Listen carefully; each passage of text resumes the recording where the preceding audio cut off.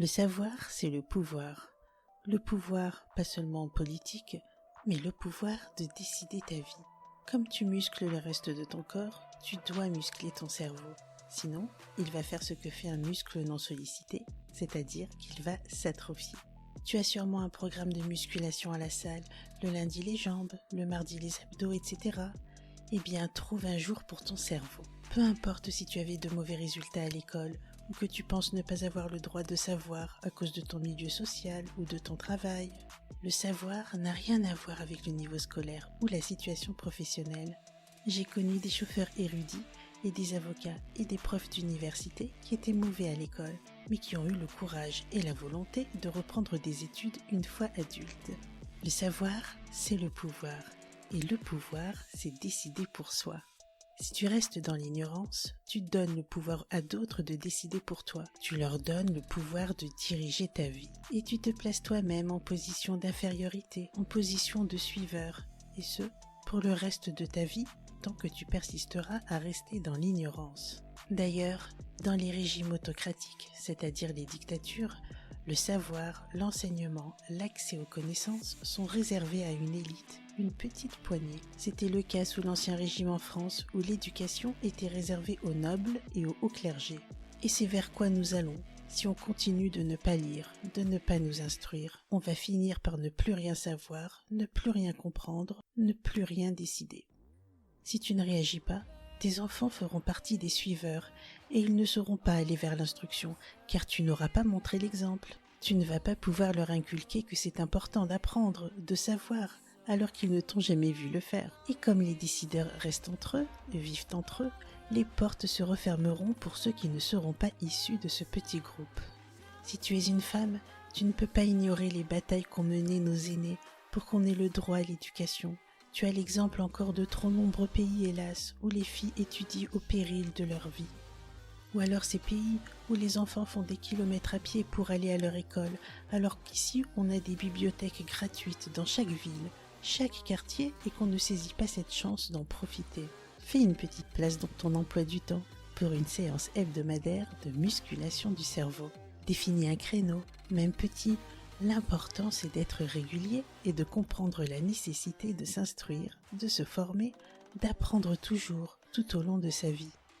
Et pas seulement dans le domaine où tu te destines. Élargis ton champ de connaissances. Peut-être que tu ne sais pas par où commencer ou que tu ne lis plus depuis longtemps.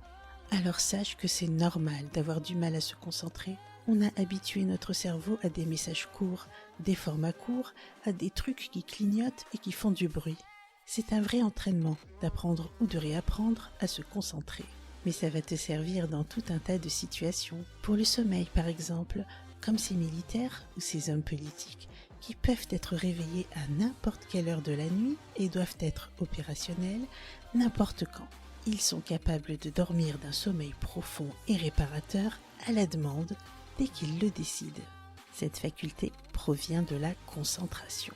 C'est normal d'avoir du mal à rentrer dans un livre, de relire plusieurs fois la même phrase. Ça m'arrive souvent. Ça encore, on le doit aux ordinateurs et au téléphone.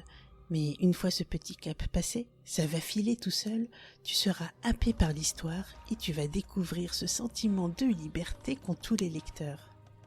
Mais il n'y a pas de liberté dans l'ignorance, pas d'indépendance sans le savoir. Commence par 5 lignes par jour, même d'un livre pour enfants. Apprendre, c'est entre toi et toi. Personne ne sera là pour te juger. Tu as un rapport trop compliqué à la lecture pour le moment?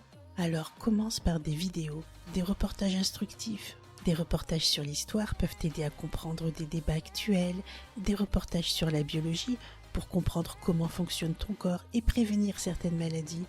Un reportage sur les sciences de la Terre te permettra de répondre à ton enfant qui va te demander pourquoi il pleut, pourquoi il neige. Tu ne vas pas l'envoyer à chaque fois sur Google. Un reportage sur la chimie peut t'aider à comprendre la cuisine. Parfois, la présence de certains ingrédients s'explique par une réaction chimique qu'ils entraînent ou qu'ils empêchent.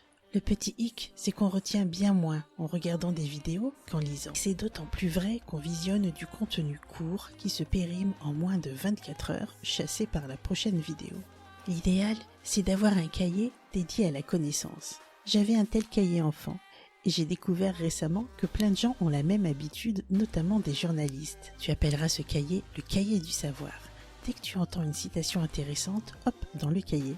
Dès que tu lis ou regardes un reportage instructif, tu le résumes en 2 lignes et tu écris ce que tu as retenu du reportage. Ça va te faire synthétiser et formaliser ta pensée. Et pour ça, tu vas utiliser les mêmes ressorts du cerveau qui seront utilisés pour exposer ou argumenter à l'oral. Donc tu vois, s'instruire, ça fait progresser dans tous les domaines, même indirectement. En plus de faire énormément gagner en confiance en soi, car tes connaissances vont venir te renforcer et t'appuyer. Et à la fin d'un cycle que tu définiras toi-même, un mois, un trimestre ou une année, tu pourras te replonger dans ton cahier et réaliser tout ce que tu as appris. Muscler son cerveau, c'est le forcer à utiliser ses compétences. C'est devenir plus vif d'esprit, plus curieux, donc plus ouvert et plus intéressant, car ta conversation va enrichir l'autre. Surtout, tu vas pouvoir améliorer ta vie bien sûr, mais aussi celle des gens que tu aimes. Regarde tout ce qui t'entoure, ça a été pensé et mis au point par des cerveaux exactement comme le tien, qui est aussi capable de grandes choses. Il faut juste que tu le sollicites. Et la première de ces grandes choses sera de te faire évoluer vers une meilleure situation, à un meilleur bien-être, une meilleure vie. Alors, prends le pouvoir sur ta vie et apprends.